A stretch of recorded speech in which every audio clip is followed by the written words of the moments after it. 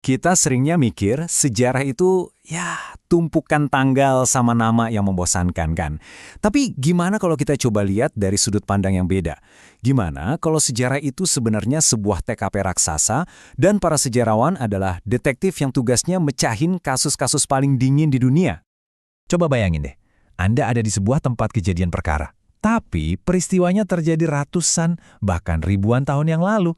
Nggak ada saksi mata buat diinterogasi, nggak ada rekaman CCTV. Jadi mulainya dari mana coba?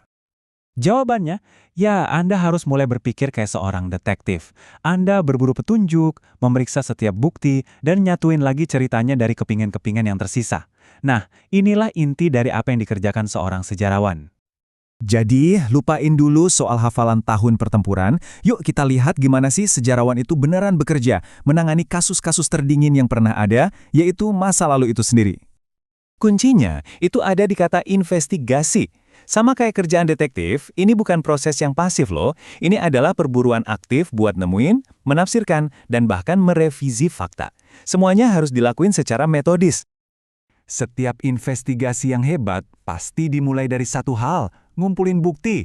Buat sejarawan, ini artinya nyelam ke dalam arsip, berburu jejak apapun yang ditinggalkan oleh masa lalu. Di dunia sejarah, langkah pertama ini punya nama khusus, heuristik. Anggap aja ini fase kerja lapangannya investigasi. Pas Anda lagi di jalan, ngetuk pintu, ngumpulin tiap serpihan informasi yang bisa ditemuin soal kasus itu. Nah, bukti-bukti ini biasanya kebagi jadi dua kategori utama. Ada sumber primer, ini ibarat saksi mata kita. Buku harian, surat, atau artefak dari zaman itu. Terus ada sumber sekunder, ini kayak para analis ahli, sejarawan lain yang udah pernah menafsirkan bukti-bukti itu. Buat mecahin kasus, seorang detektif butuh dua-duanya. Coba deh lihat dokumen-dokumen resmi ini, foto, koran-koran tua. Masing-masing ini tuh potongan puzzle. Inilah berkas kasus mentah yang harus disisir sama detektif sejarah buat nemuin kebenaran. Dan ingat ya, petunjuk itu nggak selamanya tertulis di atas kertas. Kadang, petunjuknya itu cerita lisan yang diwariskan turun-temurun. Atau bisa juga berupa benda fisik, sebuah perkakas, sebuah bangunan, sebuah karya seni. Setiap objek ini punya cerita sendiri yang bisa diungkap. Oke, jadi semua bukti udah kekumpul nih. Meja Anda sekarang penuh sama dokumen, foto, dan catatan. Nah, disinilah pekerjaan yang sesungguhnya dimulai. Mastiin nggak ada satupun bukti yang palsu.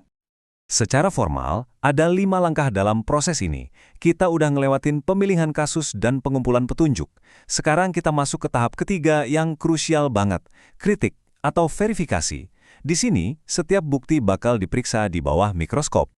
Ilustrasi ini ngegambarinnya pas banget. Ikon untuk kritik adalah kaca pembesar, karena emang ini yang dilakuin sejarawan. Mereka bakal nanya, dokumen ini asli nggak? Siapa yang bikin? Motifnya apa? Persis kayak detektif yang nggak bakal percaya gitu aja sama sebuah alibi. Setelah semua bukti diverifikasi, tantangan baru muncul. Gimana caranya ngerangkai semua petunjuk ini jadi sebuah narasi yang masuk akal? Ini bukan lagi soal daftar fakta, tapi soal gimana cerita itu dikisahkan. Inilah yang kita sebut historiografi, seni sekaligus ilmu penulisan sejarah. Di tahap ini, sejarawan berubah dari pengumpul fakta menjadi pencerita. Mereka menafsirkan bukti dan membangun sebuah argumen. Anggap aja ini sebagai laporan akhir dari sebuah kasus. Ini nunjukin kalau nggak ada satu cara benar dalam menceritakan sejarah. Kita ambil contoh Indonesia ya. Historiografi tradisional fokusnya ke raja dan keraton, tujuannya buat melegitimasi kekuasaan. Terus, penulisan zaman kolonial fokusnya ke aktivitas orang Eropa, sering banget ngabain perspektif lokal. Nah, sementara itu, sejarah nasional modern fokusnya ke rakyat, buat ngebangun identitas. Satu periode sejarah yang sama, tapi diceritain dari 3 sudut pandang yang beda banget. Jadi, poin kuncinya tuh ini. Si pencerita atau sejarawan memegang kekuatan yang besar. Apa yang mereka pilih buat ditekankan, dan apa yang mereka abaikan, itu bisa mengubah keseluruhan narasi, bahkan ketika mereka semua melihat bukti yang persis sama. Ini ngebawa kita ke plot twist terakhir dalam investigasi sejarah kita. Yaitu, fakta bahwa setiap detektif, setiap sejarawan, pasti membawa perspektif mereka sendiri ke dalam kasus ini. Inilah yang disebut bias sejarah. Penting buat dipahami nih, ini bukan berarti sejarawan sengaja bohong ya. Ini adalah sebuah pengakuan bahwa sebagai manusia, mustahil buat jadi pengamat yang 100% objektif.